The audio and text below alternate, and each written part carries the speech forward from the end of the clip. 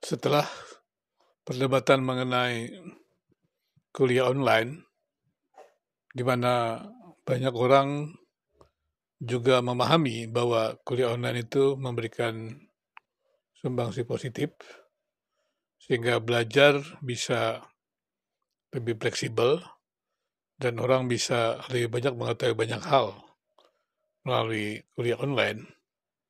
Dan kemudian juga orang mulai belajar tentang hal-hal apa saja yang mereka mau pelajari, yaitu terkait dengan agama. Jika kuliah bisa online, kemudian pertanyaan juga apakah ibadah agama juga bisa online. Tetapi ketika COVID-19, kita tahu bahwa pada umumnya ibadah adalah online. Dan itu merupakan pengalaman yang awalnya mengejutkan. Tapi ternyata banyak orang juga Kristen yang terus melakukan ibadah online.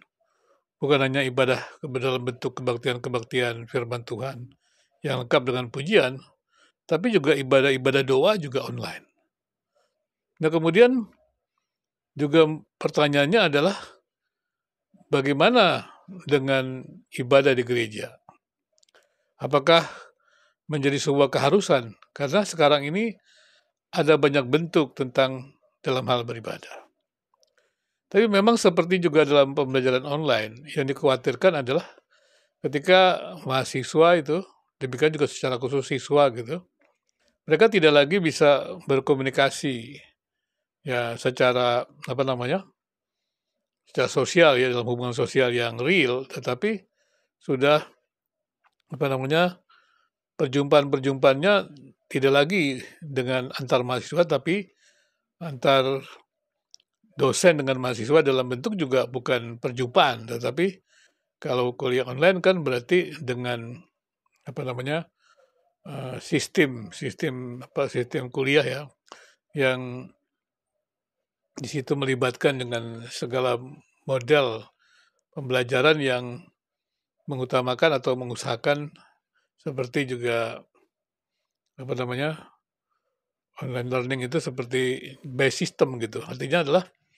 dengan sistem informasi, sistem komputer, sistem internet yang begitu canggih sekarang, ada segala macam bentuk yang bisa diajarkan oleh seorang dosen dengan jumlah orang yang begitu banyak tanpa harus ada interaksi. Tidak harus juga seperti Zoom atau seperti Google Meet, tapi juga bisa mereka mahasiswa langsung melihat bahan-bahan kuliah dalam bentuk ya website to website gitu. Di sana perjumpaan-perjumpaan tidak ada. Nah, kemudian memang di sana disadari bahwa bagaimana kalau siswa kemudian pembelajaran online, demikian juga sebenarnya mahasiswa.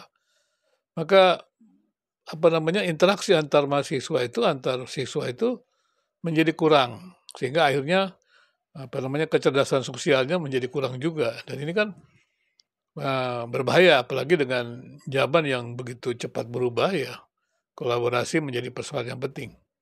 Karena itu kemudian pembelajaran online menggunakan berbagai metode juga supaya mereka bisa berinteraksi untuk mengatasi persoalan bagaimana ada kurangnya terjadi interaksi sosial.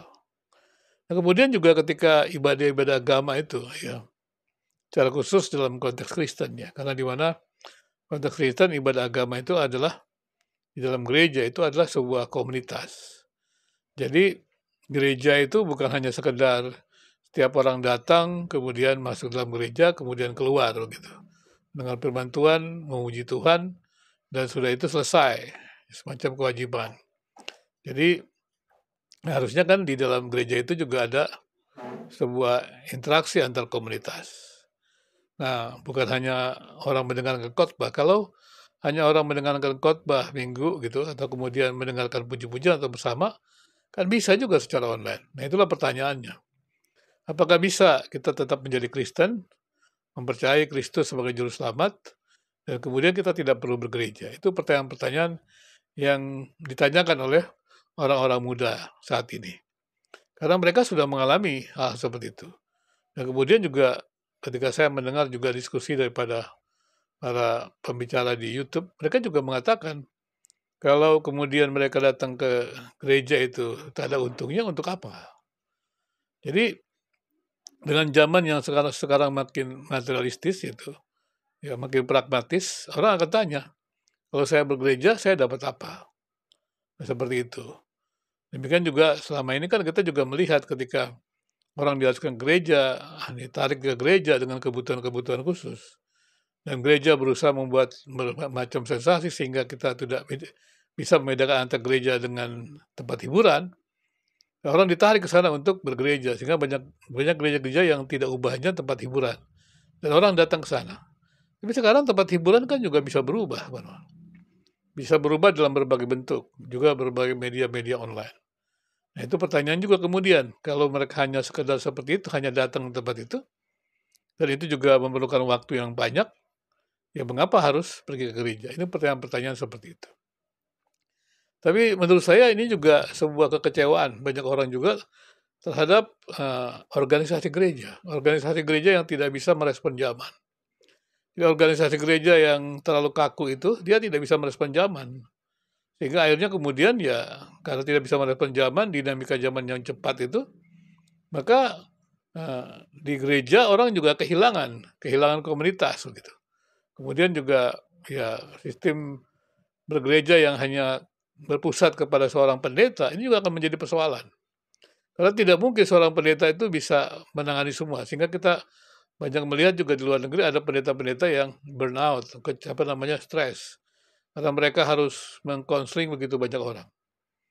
Nah sekarang persoalannya kan itu sudah mulai berkurang ya, melihat hal seperti itu dengan ya media-media online seperti ini. Dan kemudian pertanyaannya adalah apakah bisa ya eee, ibadah-ibadah gereja itu kemudian berubah menjadi, ibadah-ibadah online. Kemudian persoalannya adalah apakah ada interaksi antar, orang-orang yang seiman itu, gereja itu, untuk berlatih, untuk bisa menjadi mengasihi sesama manusia.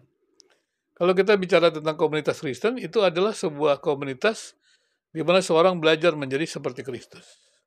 Ya, gereja adalah tubuh Kristus. Jadi gereja itu bersama-sama bekerja sama untuk kemudian bersama-sama menjadi seperti Kristus. Jadi gereja adalah komunitas. Dan kemudian ketika gereja itu memiliki organisasi yang baik, sebenarnya tujuannya adalah untuk memelihara komunitas yang sehat itu. Tapi terkadang komunitas yang sehat itu tidak bisa dihadirkan oleh karena organisasi gereja yang mungkin juga kaku yang tidak tidak mengikuti zaman. Dan itu akibatnya komunitas-komunitas yang dinamis itu tidak bisa lagi ditampung dengan organisasi gereja yang tidak berubah dari zaman ke zaman, misalnya demikian. Dan ini kan menjadi sebuah persoalan ya. Menurut saya bukan hanya nanti gereja dan agama-agama juga seperti itu. Dan ini juga yang menarik lagi adalah kemudian ketika setiap orang bisa menyelenggarakan ibadah. Karena setiap orang bisa berbicara, menyelenggarakan ibadah, karena setiap orang itu punya kemampuan. Kalau dulu kan kita tidak bisa ya, karena kalau kita mau beribadah juga tempat ibadah, ya di rumah atau apa, fasilitas, orang datang juga, dan banyak juga. Tapi ketika kita masuk dalam ibadah-ibadah online, mereka buat ibadah online di YouTube, maka setiap orang bisa buat. Nah ketika setiap orang bisa buat, dan mereka juga bisa mendapatkan income di sana. Nah, menjadi lebih luas lagi. Jadi, organisasi-organisasi gereja yang besar itu nantinya akan menjadi persoalan juga. Karena tentunya tidak memenuhi harapan ya, harapan orang-orang muda yang dinamis seperti itu. Nah, itulah menjadi pertanyaan-pertanyaan sehingga muncul pertanyaan, untuk apa ke gereja? Toh kita bisa mendapatkan firman Tuhan melalui media-media sosial, melalui YouTube, dan juga bisa mendapatkan hal-hal yang lebih canggih, yang bahkan bukan hanya lebih canggih, sesuai selera kita mungkin gitu. Untuk orang-orang yang punya selera tertentu seperti itu. Dan di sini kan penentuan lagi bukan lagi di gerejanya, tapi di individu. Kalau dulu kan gereja ya. Jadi gereja mengatakan keselamatan hanya di dalam gereja. Nah, gereja. Tapi ketika individu itu mandiri, maka kita juga akan melihat bagaimana kuasa dalam arti kata otoritas institusi agama itu akan makin berkurang. Bukan hanya gereja ya, institusi agama. Maka menurut saya ini juga perlu dipikirkan oleh para pemimpin-pemimpin gereja, para tokoh-tokoh gereja, supaya mereka juga memahami bahwa terjadi perubahan-perubahan yang besar ya saat ini. Sehingga dengan demikian, gereja mesti bisa mengantisipasinya. Ya memang sudah terjadi ya, gereja YouTube, segala macam itu terjadi. Dan kemudian masyarakat menjadi individualis. Tapi apa betul masyarakat menjadi individualis juga? Pertanyaannya. Karena media sosial ini membuat kita lebih mudah juga bertemu dengan orang lain. Rapat-rapat lebih mudah dengan media-media sosial. Dibandingkan kita harus datang dengan jarak yang jauh, dengan tempat, dan itu juga berbiaya mahal begitu. Nah, kecuali ada waktu-waktu tertentu begitu. Dan ini kan menjadi pertimbangan-pertimbangan ya. Jadi menurut saya mungkin ya para tokoh-tokoh agama, gereja termasuk juga mesti mengantisipasi.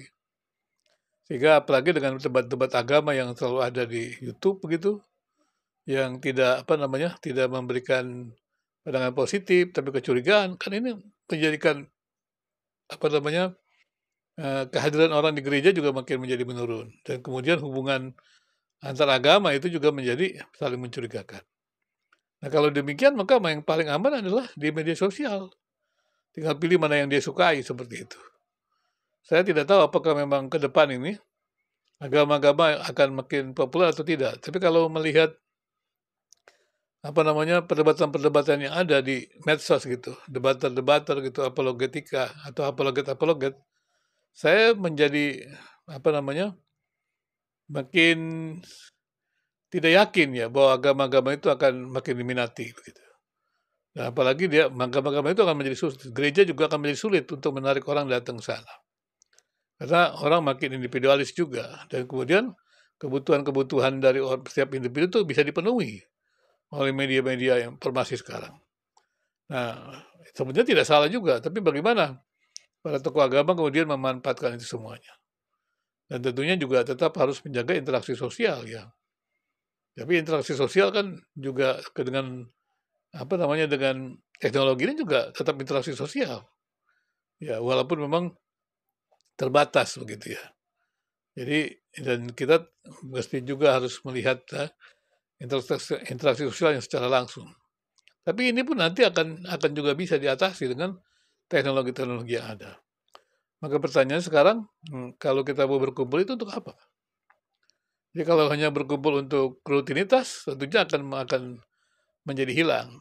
Tapi kalau berkumpulan itu memang merupakan sebuah perjumpaan komunitas untuk saling menguatkan, ya membangun komunitas bersama, sebagaimana keluarga Allah. Jadi kalau namanya keluarga kan, tidak ada beban untuk datang keluarga. Nah, harusnya gereja itu menjadi gereja keluarga. Bukan berarti gereja itu satu keluarga, tapi keluarga besar. Yang memang betul-betul mereka juga merasakan itu. Tapi sekarang juga keluarga-keluarga besar juga makin berkurang. Karena orang masih beban yang memikirkan keluarga kecilnya aja sudah susah, apalagi dengan keluarga besarnya. Nah, itu bagaimana mengantisipasinya? Menurut saya ini akan kita hadapi ke depan. Dan itu sudah didengungkan oleh para orang-orang muda. Jadi bagaimanakah gereja, agama-agama ini bisa berperan dalam kehidupan sosial yang lebih baik. Karena dalam kehidupan medsos kita sudah lihat susah sekali terkendali. Mendapatkan kebenaran juga menjadi sangat susah sekali. Nah, kemudian juga mempercayai juga gereja-gereja yang kita hadapi tiap-tiap hari gitu, itu juga menjadi sulit dengan tawaran-tawaran yang begitu banyak. Nah, ini mungkin ya bagi saya sendiri memang merupakan sebuah hal yang perlu dipikirkan. Karena zaman pasti akan berubah, teknologi informasi akan terus maju. Ya, kita berharap ya kehidupan bersama ini menjadi lebih baik dengan adanya teknologi, bukannya menjadi terasing begitu. Sekali lagi memang mungkin perlu ada kajian-kajian mendalam tentang hal ini, supaya kehidupan beragama itu bisa memberikan kontribusi di tengah-tengah masyarakat.